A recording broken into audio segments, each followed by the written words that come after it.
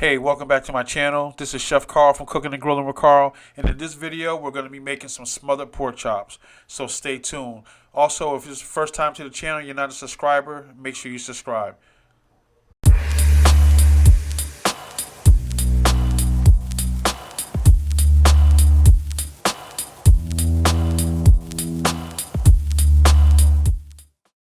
Alright, for the ingredients, I have some scallions, chopped garlic, and yellow onions. Also have some cooking oil, some chicken bouillon, some all-purpose flour, some seasoning salt, some brown gravy mix, and of course the pork chops. Alright, the first thing I'm going to do is take my seasoning salt and season all the pork chops on both sides.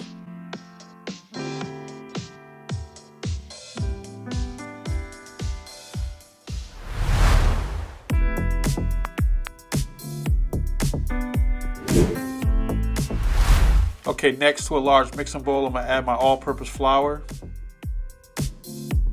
Then I'm going to add my seasoning salt. Mix everything thoroughly. I put in a little bit more seasoning salt.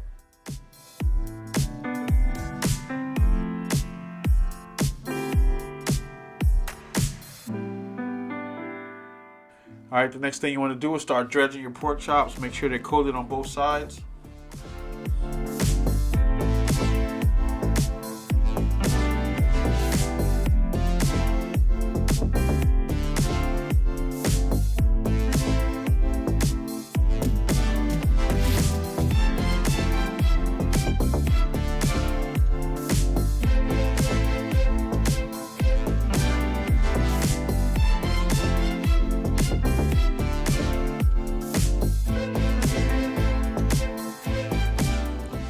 And so while you're dredging your pork chops, get your frying pan on the stove, get that heated up, get some oil in there, and get your oil hot enough to start frying your pork chops. Alright, once your oil is hot enough, start frying your pork chops. Make sure you don't overcrowd the pan. So I have a nice size cast iron pan, so I'm gonna put 4 in there. I'm cooking 8, so I'm not gonna show me cooking a whole 8, but pretty much when you see how I cook these 4, that's pretty much how I cook them all.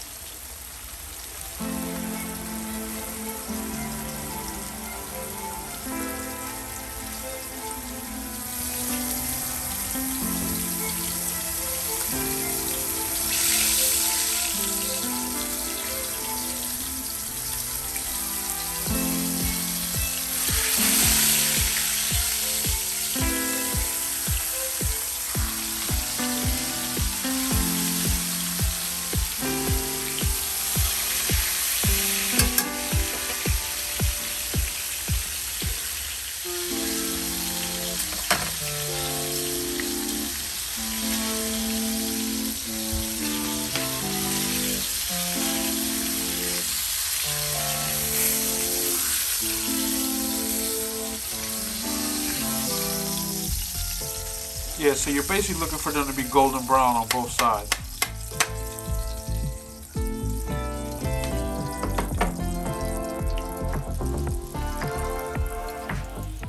Alright, now I'm getting ready to go in with my vegetables and my chopped garlic.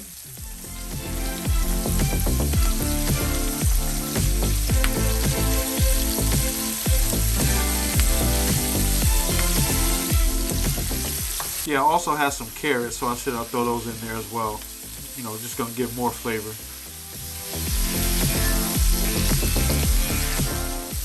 Yeah, so once you got all your vegetables in there, you just want to start cooking it down. Make sure you saute it and move it around and everything. Don't let nothing sit. So especially so your garlic doesn't burn. But you're not looking to caramelize the onions or give it a lot of color. You just want to get everything cooked down. Right here, I'm throwing some fresh rosemary and thyme that I had, so that's just going to give it more flavor. And of course, I'm going to continue to saute and stir everything around.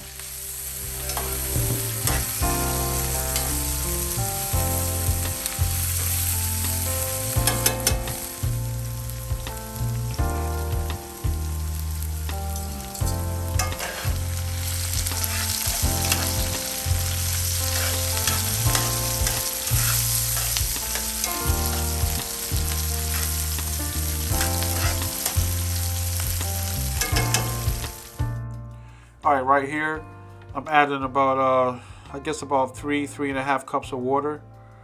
Just pretty much gonna fill up half the pan, halfway to the top.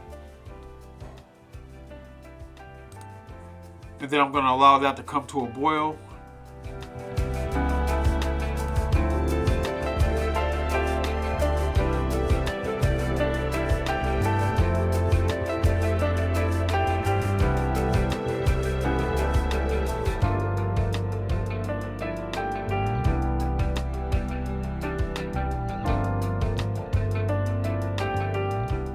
All right, right here I'm just adding a little salt.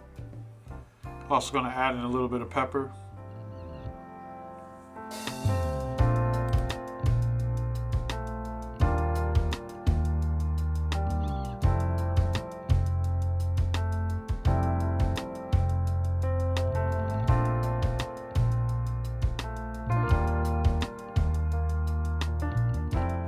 All right, next I'm going to add in a couple of bouillon cubes.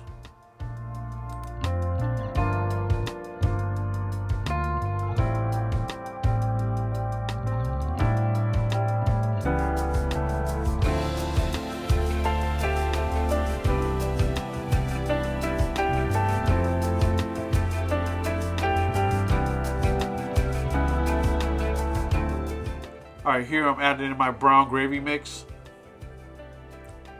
As you put it in, you want to make sure you vigorously stir it in. If not, you're going to end up getting lumps. I ended up getting a couple of lumps, but as it cooks and you keep stirring, you'll get rid of them. Yeah, I actually ended up putting in 2 packets, but same thing, just make sure you stir it real good, get all the lumps out. As it heats, if you do see any lumps, they're going to melt into the sauce, but you just got to keep stirring. Yeah, I mean, I could have actually avoided this if I would have read the package, but the package let me know that put the mix into cold water, stir it up, create that slurry, and then pour it in. But either way, it worked out.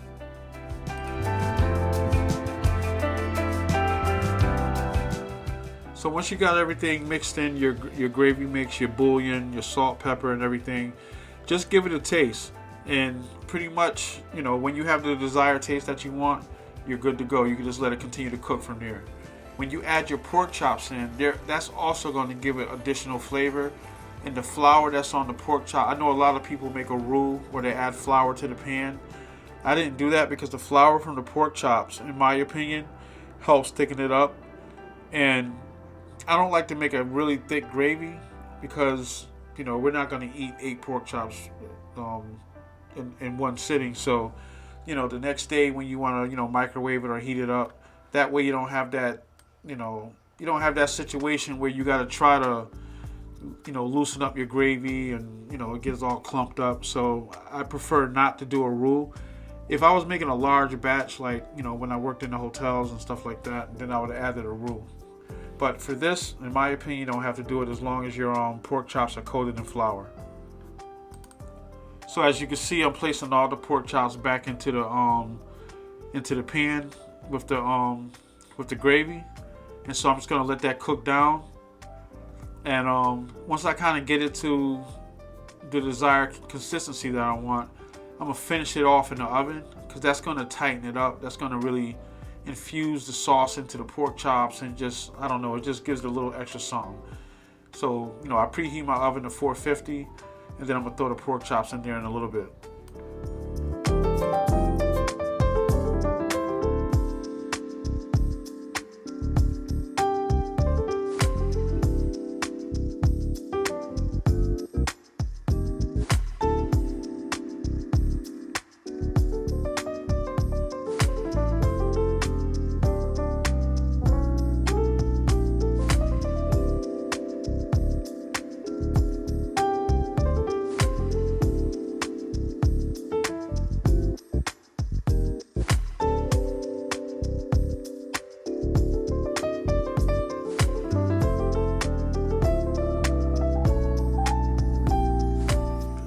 Alright, so now I'm going into an oven that's preheated to 450 degrees for about 10 minutes until I get the desired look that I'm looking for. Alright, the pork chops are coming out the oven. Alright, so I got the desired look that I'm looking for. So here you go. Smothered pork chops. Alright, so smothered pork chop recipe. Thanks for coming to the channel. Make sure you subscribe to the channel. Make sure you like give a thumbs up, hit the notification bell so you get notified when I upload more videos. I thank you for the support. Let me know if you want to see other recipes, and I'll catch you on the next video. God bless, stay safe, and peace.